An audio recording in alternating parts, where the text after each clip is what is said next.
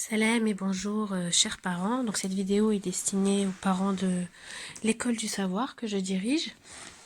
Donc j'ai eu pas mal de retours concernant la difficulté de gérer les enfants avec ce confinement, le fait qu'ils ne puissent pas sortir, le fait qu'ils doivent qu'ils ne puissent plus voir les copains, les copines, la peur aussi de ce virus. Enfin, il y a plein de choses qui font que le comportement des parents, des enfants et des parents aussi devient très compliqué. Donc là, l'objectif, c'est d'essayer de vous donner tous les outils qui vont vous permettre vraiment de vivre ça beaucoup plus sereinement. Alors, je ne dis pas que ça va être magnifique, le paradis sur terre, pas du tout, il faut être réaliste.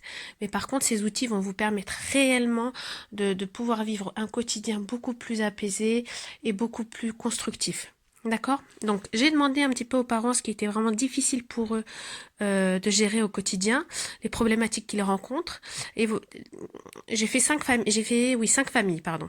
Cinq familles. Une famille une famille pleure. Donc les enfants qui pleurent beaucoup. Il y a des enfants qui pleurent plus ou moins en fonction des tempéraments et en fonction aussi de l'environnement.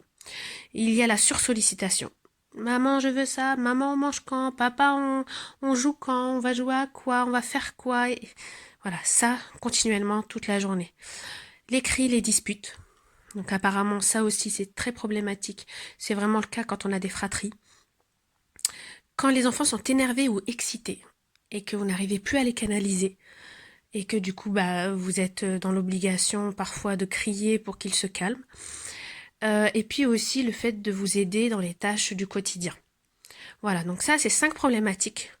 Alors il y en a d'autres, hein, mais je pense que déjà si on arrive à mettre en place des outils par rapport à ces problématiques-là, ça va être pas mal du tout. Alors l'objectif c'est de vous faire une vidéo par jour. Ou alors une vidéo en tout cas par outil. J'ai 10 outils à vous proposer.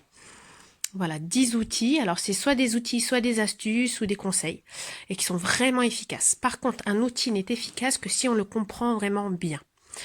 Là, toutes ces problématiques, il faut savoir que ce sont des conséquences de certaines causes. Donc l'important vraiment, ce n'est pas tout ce qu'on a là. L'important, c'est de comprendre qu'une conséquence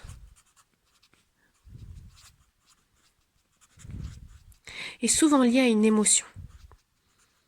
Par exemple, la sursollicitation. La sursollicitation, pourquoi est-ce que ça devient problématique? Parce qu'il y a une émotion qui est derrière, qui est cachée, qu'on ne connaît pas forcément, qui n'est pas visible.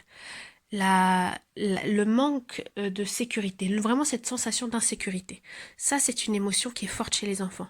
Le fait de ne pas sentir la sécurité dans le sens où ils ne savent pas ce qui va se passer 10 minutes plus tard, 1 heure plus tard, 2 heures plus tard. J'aime bien donner l'exemple de quand on va en vacances, on met les enfants dans la voiture et parfois on oublie de leur dire combien de temps ça va mettre.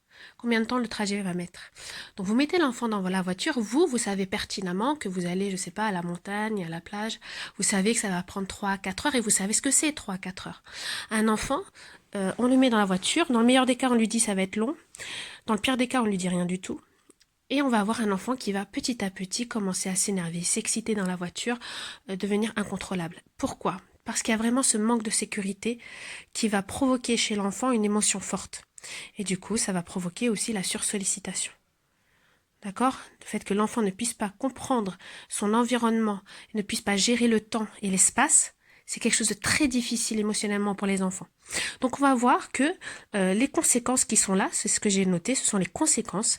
On va essayer de comprendre derrière chaque conséquence l'émotion que l'enfant vit. Et du coup, le fait de connaître l'émotion, ça va nous permettre de comprendre les causes. Et le fait de savoir quelles sont les causes vont nous permettre de trouver le bon outil. Et là, on va mettre en place des outils concrets, des affichages, une organisation à la maison qui vont vous permettre de gérer beaucoup mieux ces différentes problématiques. Donc je vais faire des vidéos maximum de 5 minutes et n'hésitez pas à me faire des retours par rapport à la mise en place des différents outils. Voilà, et ben je vous dis à la prochaine vidéo.